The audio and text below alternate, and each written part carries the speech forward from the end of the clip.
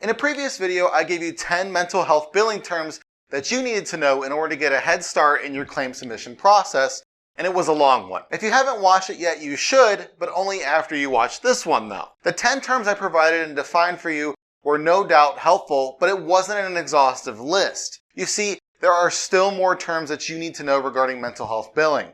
Remember, 85% of claim denials are preventable, but in order to actually prevent them, you need to understand mental health billing, and that starts with terminology. Hi everyone, I'm Matt from eTactics, and today I'm going to explain and define 7 more of the most common terms to know in the mental health billing world. Before we get started though, make sure you subscribe to our YouTube channel by clicking the button below. While you're down there, hit that alert bell icon next to it as well, so when we post new helpful content, you get notified.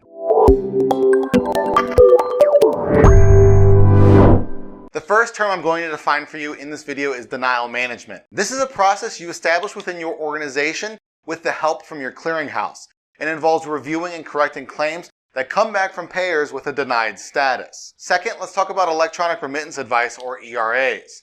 If you're enrolled with your payer to receive the status of the claims you submit through your clearinghouse or by other computerized means, you're receiving electronic admittance advice, or ERAs. You'll receive this data whether or not the claims you submit went through or came back as a denial. Third, eligibility.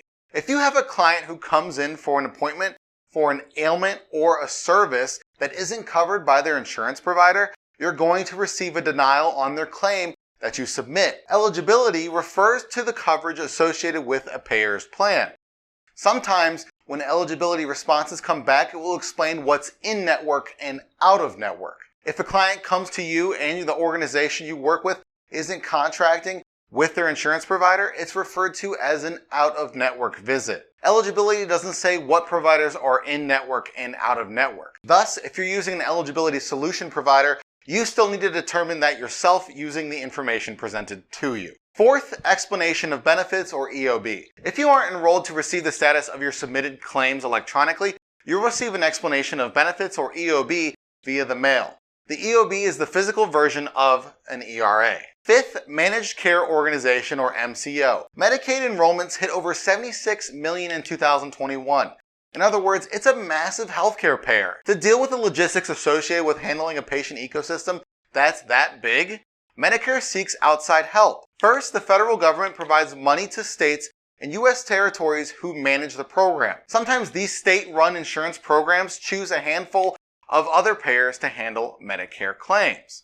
As of 2019, there were 282 MCOs nationwide. Sixth, let's talk about National Provider Identifiers, or NPIs. The Centers of Medicare and Medicaid Services, or CMS, requires practically every mental health professional to have a National Provider Identifier, or NPI number. This is the result of an effort to add uniformity to healthcare reimbursements. The professionals and/or organizations who need to have an NPI are those that meet the definition of a healthcare provider as described in 45 CFR 160.103. Your NPI number is a 10-digit number that's used to identify you to other healthcare partners and payers. The seventh and final term I have for you is the dreaded timely filing limit. A timely filing limit is one of the most common requirements placed on claim submissions.